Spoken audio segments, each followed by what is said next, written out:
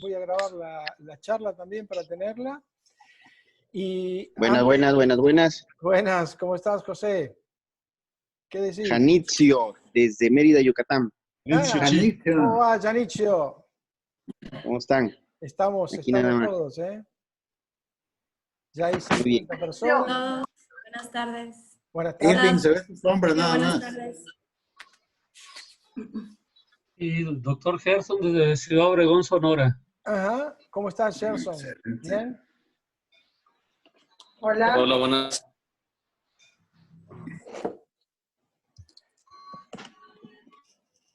Bueno, acabo de silenciar a todos. Son las... pueden mandar un chat si quieren, ¿eh? Para que digamos se lo pueda responder. Nos quedan prácticamente 3 minutos para empezar. Voy a ver si puedo compartir la pantalla con todos. Me dicen si la ven.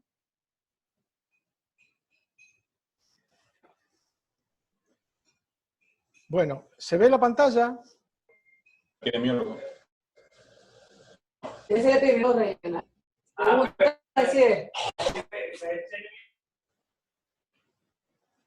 Bueno.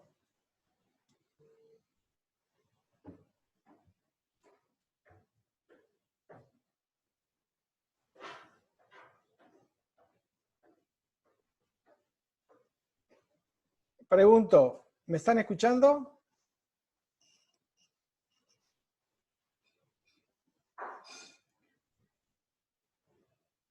Ok, José Camarena, que te veo a vos ya conectado. Ok, aquí veo que uno me contesta que sí. Sí, te escucho fuerte y claro. Perfecto, ahora voy a compartir la pantalla para ver si la están viendo realmente. ¿Estamos viendo la pantalla, José, y el resto de la gente? Perfecto. Ok, magnífico. Voy a colocarla desde el principio y vamos a comenzar en un minuto, ¿eh?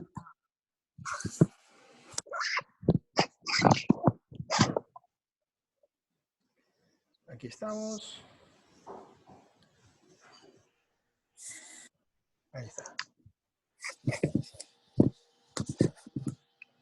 Bueno, la idea es que yo termine de dar esta esta video charla y que podamos discutir sobre el tema que nos atañe hoy, que es pie plano o inestabilidad de la subastragalina. Y si llegamos a dar a poder dar el tratamiento y la elección de pacientes, mejor; si no, lo podemos charlar en otra oportunidad. Eso primero. Y segundo, vamos a tratar de evaluar si podemos reacomodarnos en caso de que no funcione porque vamos a tener 40 minutos y se va a cortar. Cuando se corte, busquen engancharse de nuevo, ¿sí?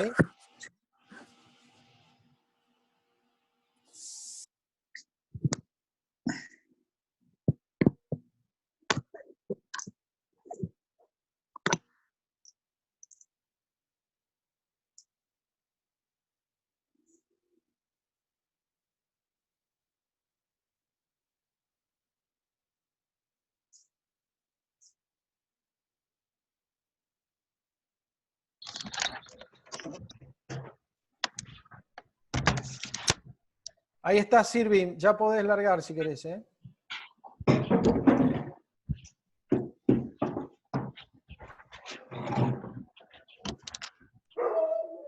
Perfecto. Hola amigos, qué gusto, buenas tardes, saludos a todos, somos 69 participantes al momento. Me da un gusto platicar con ustedes a través de esta plataforma y pues bienvenidos a todos. Habemos participantes de diferentes áreas y somos 3 grupos principales, buenos amigos, muchos de ustedes, hermanos.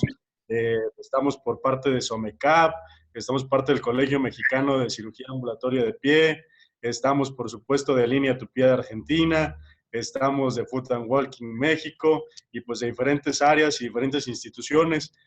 Hoy, aprovechando la situación, ahora sí que mal nos da el coronavirus, pues el doctor Mario Juanto tuvo la buena idea de iniciar estas pláticas a través de las plataformas de Zoom para hacer algo de academia. Y bueno, hoy tenemos la primera sesión. Me da mucho gusto la convocatoria porque somos 74 ahorita ya escuchando. Entonces, pues es una buena forma de hacer academia y pues qué mejor a manos de un experto, muy experto cirujano, neuroortopedista de niños, que tiene este tema muy bien dominado y además en la práctica es un extraordinario cirujano, entonces podemos aprovechar su vasta experiencia. Es un gusto, maestro Mario Juanto, escucharlo nuevamente, a hablarnos de la inestabilidad de la articulación subastragalina. Un gusto saludarlos a todos y pues vamos a dar inicio. Bueno, muchas gracias por estar ahí a todos. Ya somos 75. Veo gente también de Ciudad de México, de Guadalajara. Yo los voy a pedir que silencien, para no silenciarlo yo, el micrófono. Y cuando terminamos, bueno, empezamos con las preguntas o con lo que quieran decir. La idea de esta charla, de esta plática, era ver si pie plano o inestabilidad de la subastragalina. Seguimos con la vieja idea del pie plano. Claro, si yo pongo este slide, ustedes van a ver y van a decir, sí, esto es pie plano, tratamiento del pie plano. Pero si vemos este slide, tenemos otra cuestión. Estamos viendo algo dinámico. Y ahí sí podemos hablar de tratamiento de la estabilización de la articulación subastragalina. Cuando nosotros empezamos a ver en otra época, hablar hace 30 años atrás o más, de pie plano idiopático, decíamos lo que se ve en pantalla, mostrábamos fotografías como la que ven allí, muy severas, y radiografías como estas que están viendo acá, pero nos olvidábamos de que el ser humano no es estático, es dinámico, se mueve. Entonces, allí tenemos que hablar de otra cuestión. Tenemos que, para entender esto dinámicamente, tenemos que hablar del ciclo de la marcha, que como ven en la pantalla, es la secuencia única de funciones de una extremidad.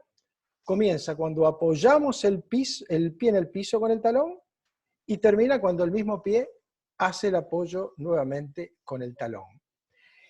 Entonces, en el ciclo de la marcha tenemos dos fases. Una fase de apoyo y una fase de balanceo. En la fase de apoyo tenemos este pie, es decir, podemos decir que tiene un pie plano. Pero en la fase de balanceo, en un pie que es, digamos, que no es estático, que no es, digamos, que no tiene una patología que sea, que lo haga fallar en cuanto a su movimiento, vamos a tener un pie dentro de los límites normales. Y esto es lo que nosotros vemos que ocurre en cada paso, ¿sí? Pie plano, pie normal. Pie plano, pie normal. Cuando apoya tiene pie plano. En la fase de balanceo tiene un pie que está dentro de los límites normales. Si estamos hablando de un pie flácido, que era la palabra que no me salía antes. Y esta inestabilidad talotarsal provoca una hiperpronación del pie, o al revés, la hiperpronación provoca esta inestabilidad talotarsal debido a un problema anatómico. Esta es la anatomía que nosotros vemos acá. Fíjense, esta parte de la articulación, que es esta sin el astrágalo, es una trocoidea, produce movimientos de rotación. En cambio, estas dos, la media y la anterior, son artródias, produce movimientos por deslizamiento, es decir, que el astrágalo por encima del calcáneo se mueve como si fuera un limpiaparabrisas. Y si ese limpiaparabrisas funciona en más, va a generar las alteraciones de esta subluxación de la subastragalina. Estas son las funciones de la subastragalina. Convierte las fuerzas verticales en oblicuas. Y al convertir estas fuerzas verticales en oblicuas de manera perfecta, permite que cuando nosotros apoyamos el pie en el piso, haya una amortiguación a lo que nosotros consideramos que es el choque del cuerpo, el choque del peso de nuestro cuerpo contra la ley de gravedad, ¿sí? Este es el movimiento, nosotros estamos viendo acá una fluoroscopía filmada, el movimiento normal de una articulación subastragalina alineada, estable. Y aquí estamos viendo una animación, que por más que sea una animación casera, es algo que nos, digamos, que nos hace ver cómo está la situación en un pie normal. Y viendo la fase de apoyo de la marcha, en un pie con una articulación subastragalina estable, vemos que el contacto inicial del talón se inicia en supinación. Luego hay un apoyo plantar temprano con una pronación leve, que no es más de 3 o 4 grados, para terminar entre el apoyo medio, la elevación del talón y el despegue de los dedos, también en supinación. Todo esto es lo que ocurre en condiciones normales. ¿Y qué pasa con los músculos que trabajan alrededor del tobillo? Aquí los estamos viendo. Todos los músculos que trabajan alrededor del tobillo, Aquiles, o sea, los gemelos sóleo con su Aquiles, tibial posterior, peróneos, tibial anterior y flexores, ayudan a la supinación. Y esto tiene mucha importancia retenerlo. ¿Por qué? Porque salvo los extensores que ayudan a la pronación, en condiciones normales, el resto de los músculos tiene digamos, un trabajo que no es excesivo.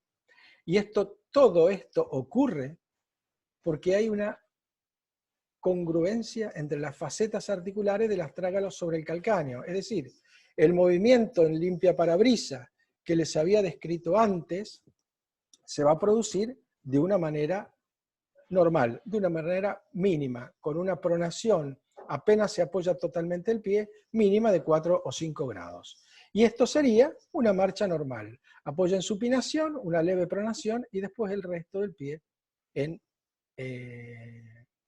supinación. Ahora, ¿qué pasa cuando vemos un pie que ya no le llamamos más pie plano, por lo que habíamos comentado antes, con inestabilidad o desalineación de la subastragalina, con hiperpronación del pie? ¿Qué pasa con este pie? Bueno, este pie tiene incongruencia entre las facetas del astrágalo con respecto al mecanismo subastragalino, con respecto al calcáneo. Y este pie va a tener una caída de las fuerzas verticales, una distribución totalmente anómala con respecto a las fuerzas oblicuas. Las fuerzas cambian anteromedialmente, colapsa el arco longitudinal interno y todo el pie interno, astrágalo, escafoide, las 3 cuñas y los 3 primeros dedos, ¿sí? Esto es lo que ocurre. Y en esta animación, que si la comparamos con la otra, está totalmente distinta. Fíjense el proceso lateral del astrágalo, cómo cierra el túnel del tarso, cómo cierra el seno del tarso.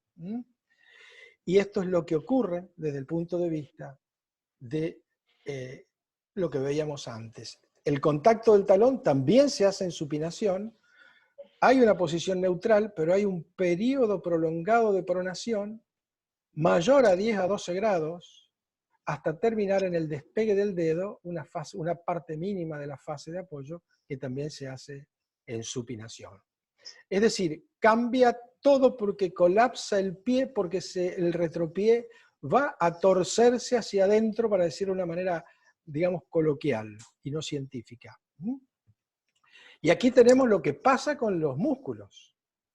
En todos los músculos que describimos antes y que le producían una ayuda a la supinación, aumenta la contracción. Aquiles, tibial posterior, peróneos y flexores.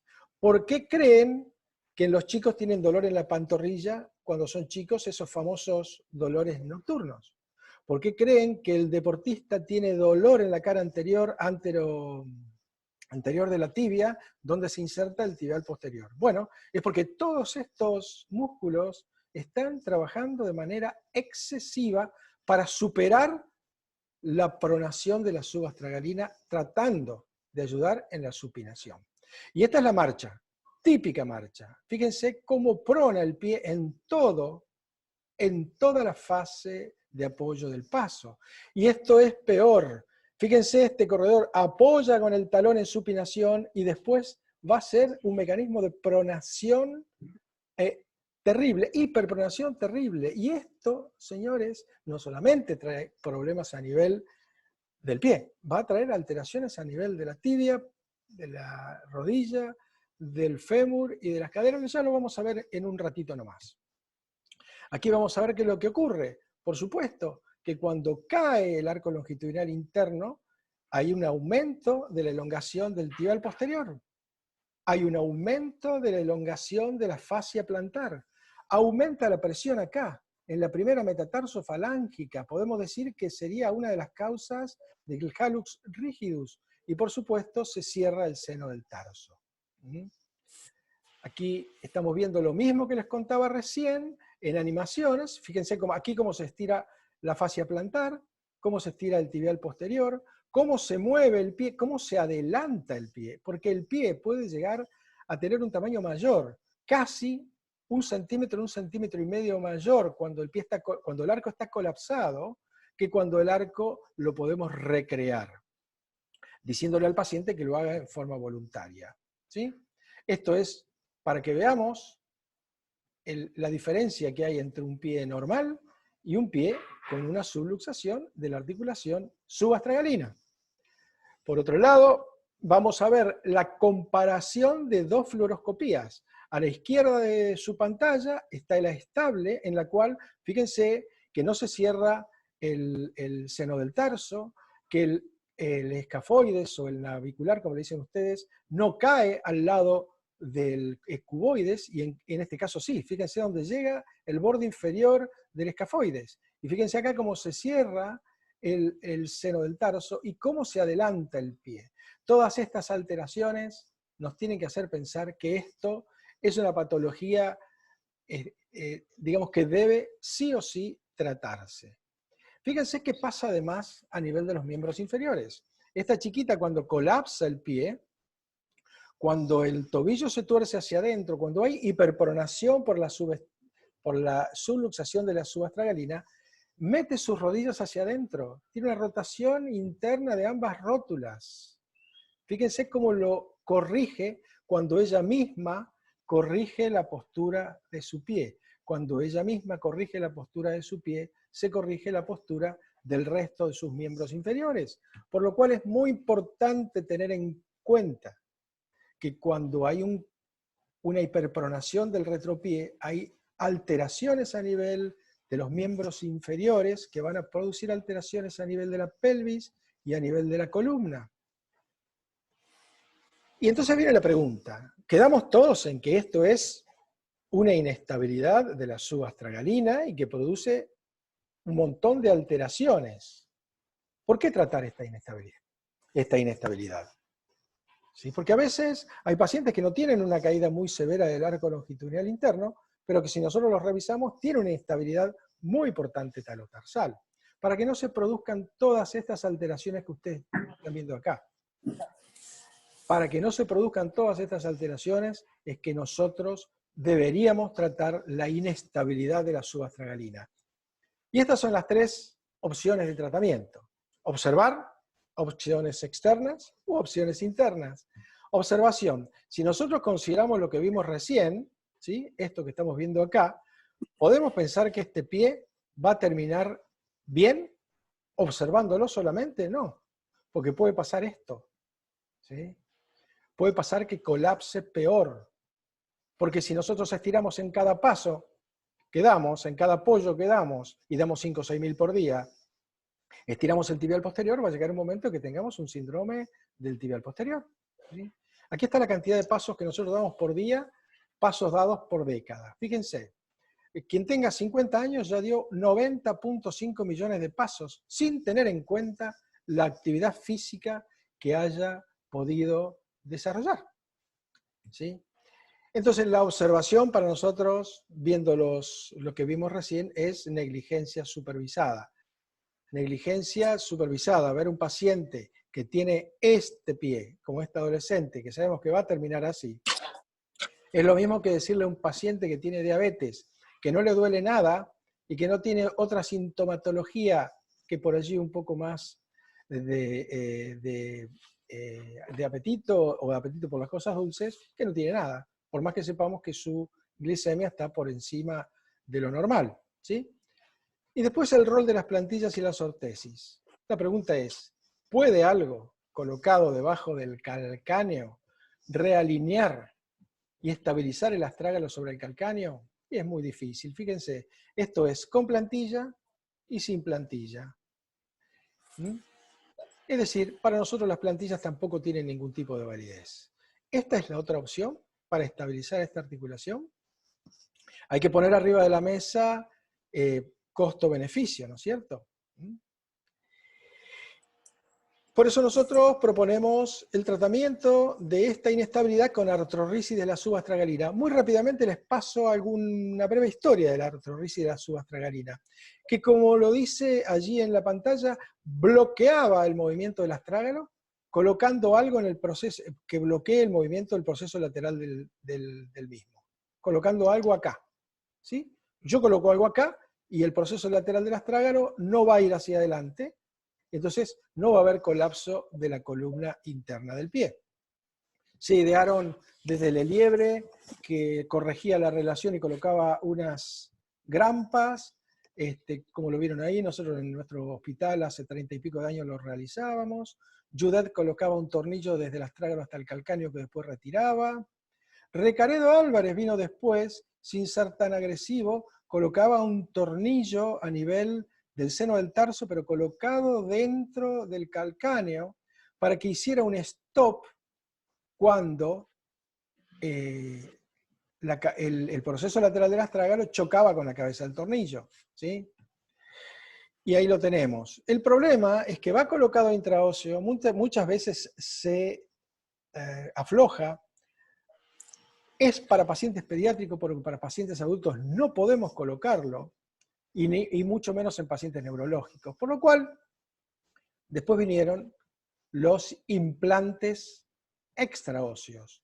Y de los implantes extraóseos tenemos el tipo 1, que es este que está acá, y el tipo 2. El tipo 1 va colocado en la parte más ancha, del seno del tarso. Y el tipo 1 va colocado exactamente acá. El tipo 1 frena este movimiento que ustedes ven acá porque choca contra el proceso lateral del astrágalo. En cambio, la función del tipo 2, que es lo que nosotros vamos a charlar hoy, es diferente. No parecen muy diferentes en estas dos fotografías, pero no son iguales. ¿Por qué? Porque las tipo 2 transforman el espacio del seno del tarso negativo y anormal en un espacio normal y positivo. Porque además vamos a tener pronación y supinación normal, ¿sí? Solamente los tipo 2 y todas las anteriores que nosotros estuvimos viendo producían un bloqueo de la pronación, pero no bloqueaban la supinación. Bloqueaban la pronación, más no la supinación. Y esto es lo que ocurre con un tipo 1. Fíjense, está colocado en el lugar donde va, en la parte lateral del seno del tarso, en la parte más gruesa, ¿sí? Y no alcanza a limitar o a mejorar el movimiento exagerado del astrágalo sobre el calcáneo. En cambio aquí estamos viendo un antes y un después de los tipo 2. Fíjense la diferencia, aquí el escafoides llega prácticamente al borde inferior del cuboides, se lateraliza en lugar de estar arriba, y en este otro, fíjense que baja muy poco, pero no llega a bajar del todo. Es decir, aquí es como que se normalizó la movilidad que debería haber tenido siempre la articulación subastragalina. Hay evidencia base, esto lo voy a pasar rápido para que podamos mostrarle la cirugía, porque creo que vamos a llegar, por eso estoy yendo rápido. Estos son los objetivos de la cirugía, como lo ven allí. Fundamentalmente es mini-invasivo, 1,5 centímetros, ¿sí? Retorno rápido a las actividades normales. Entre 1 mes y 1 mes y medio están haciendo actividades físicas, ¿sí? Entonces la pregunta es, ¿por qué vamos a esperar hasta que se necesite una mayor reconstrucción? En la cual un pie como este vayamos a tener problemas a la hora de corregirlo. Estas son las indicaciones, ¿sí? Pacientes mayores de 8 años y la edad límite superior no existe, pero debe ser una deformidad flexible y tiene que haber un cierre parcial o total del seno del tarso, ¿sí? La selección de pacientes la voy a pasar rápido para poder mostrarles la técnica quirúrgica, aunque llevamos 20 minutos nomás. nosotros tenemos que ver la articulación subastragalina sin carga de peso. Fíjense, con el dedo pulgar ponemos el mismo entre la cabeza del cuarto y el quinto metatarsiano y empujamos para arriba. Y fíjense cómo el pie subastragalino se va hacia afuera y hacia arriba. Esto es muy importante. También es muy importante hacerlo con el paciente parado. Como veíamos recién en la paciente joven, le hacemos hacer al paciente este movimiento para que veamos cómo se regulariza, el retropié. Nos quedan 10 minutos de Zoom. Si se llega a cortar, vamos a entrar al mismo Zoom de recién. Si no, les voy a pasar otro ID. Fíjense, en la vista medial, el corregir el pie remedia el arco y mejora la forma del pie. En cambio, en este paciente no puede porque ya hay una alteración artrósica que se lo impide. ¿Sí? La evaluación radiográfica, el ángulo más importante es el ángulo astrágalo segundo metatarsiano en la radiografía AP. ¿Por qué? Porque de esta manera vamos a ver si el astrágalo está en la línea con el primer metatarsiano o haciendo un 10-12 grados de ángulo con el segundo metatarsiano. ¿Sí? Esto es una vista dorsoplantar con una relación astrágalo segundo metatarsiano no muy marcada, leve. Esto es moderado, y bueno, y aquí lo ven, es muy grave. Fíjense la cabeza en este paciente del astrágalo, cómo está cubierta solamente por la mitad del escafoides. Hay que ver el seno del tarso lateral, si no está cubierto por el proceso lateral del astrágalo. Hay que ver el ángulo de inclinación lateral del astrágalo, que normalmente sigue el del primer metatarsiano. Fíjense, en este tiene más de 23 grados. Y el descenso lateral del escafoides, como hablaba antes. Todas estas medidas radiográficas y todo lo que van a ver aquí, se los puedo pasar por mail a quienes me manden un mail a este que ven acá abajo, ¿sí? marioajuanto@gmail.com. Les voy a pasar toda la parte el handout de esta conferencia, al que quiera, por supuesto. ¿Sí? El ángulo de inclinación del calcáneo es muy importante a la hora de saber si el pie está en equino. Si tenemos un equino como acá, hay que tratar el mecanismo flexor del tobillo, ¿sí? Porque de lo contrario no nos va a funcionar. Esta es un antes y un después con estabilización extraósea talotarsal. Fíjense la diferencia entre antes y después del borde inferior del escafoides con el borde inferior del cuboides. Y fíjense aquí la descobertura que tiene la cabeza antes de operarse y cómo está cubierta totalmente, no obstante que este HyProCure está un poquitito más externo que lo que debía estar normalmente. ¿Sí? Selección del paciente es muy importante para empezar la cirugía. Hay candidatos ideales, no tan ideales y candidatos que ni siquiera pensarlo. Y lo más importante es cómo presentarlo con un paciente en el postoperatorio, porque muchos pacientes se desesperan cuando nosotros les decimos vas a caminar rápido y no pueden, y algunos pacientes por el tema dolor, por el tema sensación de dolor, por el tema de un umbral del dolor bajo, tienen alteraciones que no les permiten caminar normalmente rápidamente. Técnica quirúrgica, y con esto creo que vamos a terminar para dar lugar a preguntas, o si no, me voy a conectar de nuevo y voy a pasar el ID nuevamente. Fíjense, ahí estamos marcando la piel. Marcamos aquí el maleolo peróneo, aquí marcamos el tubérculo anterior del calcáneo, aquí abajo pasan los peróneos y acá arriba pasan las estructuras nerviosas que hay que evitarlas, obviamente.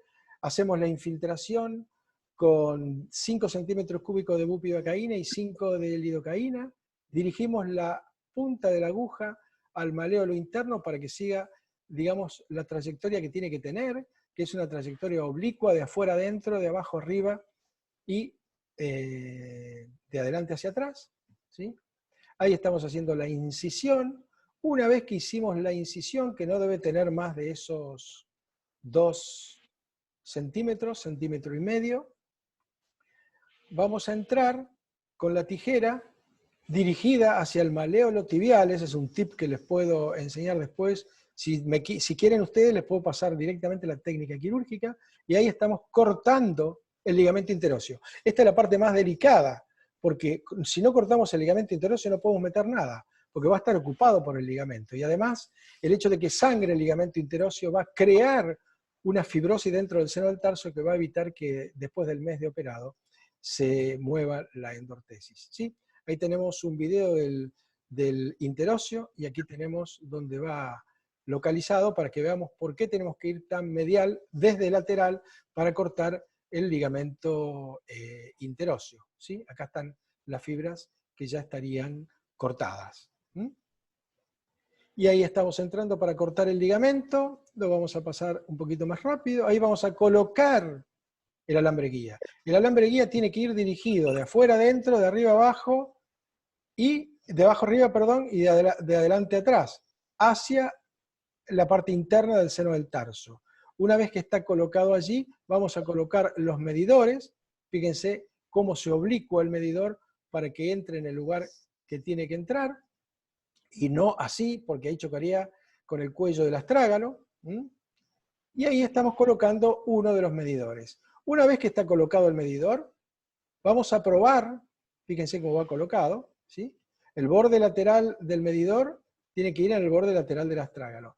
Cuando nosotros lo colocamos, medimos si queda pronación o no. Obviamente que aquí no hay nada colocado, y obviamente que esto no va a andar bien.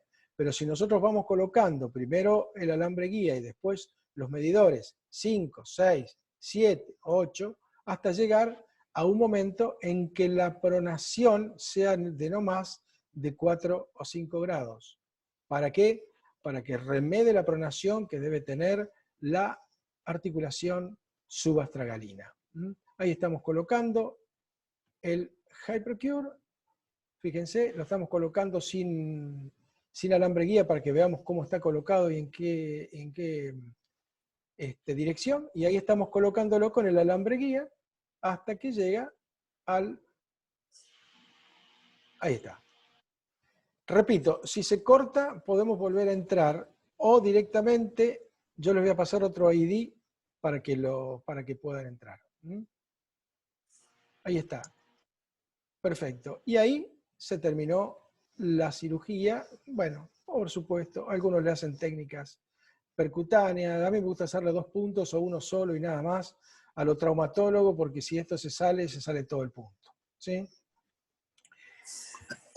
Y esto sería un vendaje común, no lleva yeso, no lleva bota, ni lleva absolutamente nada. A la semana, el paciente ya se puede parar. Voy a dejar de transmitir esto para que nos veamos y para que preguntemos. Aquí quedan solamente 2 minutos con 14, pero no obstante esto, yo ya mismo voy a buscar, me permiten un segundo, salgo para buscar el otro ID para que nos volvamos a conectar, ¿sí? ¿Me escuchan? Sí, perfecto. Tomen nota, 622 916 9440. Yo instantáneamente, apenas se corte, voy a tomar la otra charla, ¿sí? Y aquí tengo los chats llenos, ¿eh? Bueno, aquí están haciendo algunas preguntas. Bien, saludos de Lima, Perú. ¿Cuáles son tus tiempos postquirúrgicos? Inmovilización, deambulación, ejercicio físico y ejercicio de alta competencia. La inmovilización, ya lo dije, una semana sin apoyar, con muletas. La segunda semana apoya tripartito, es decir, apoya con las muletas. Después de 2 semanas, si no tiene dolor, puede caminar sin muletas hasta el mes. Y ejercicio físico a partir del mes. Obviamente todo si no tiene dolor. ¿Ok? Ejercicio físico de alta competencia a partir del mes si no tiene, digamos, ninguna otra alteración de jerarquía, ¿no? Por supuesto. Aquí queda menos de un minuto, así que yo voy a cortar esto y voy a volver a entrar en la otra. Todo el mundo tomó 97 participantes tenemos. Todo el mundo tomó el ID del otro chat. ¿No? Bueno, lo vuelvo a decir un segundo antes que se corte, espero que no se me corte. Es 622 916 9440. Ya mismo empiezo con esa, ¿eh?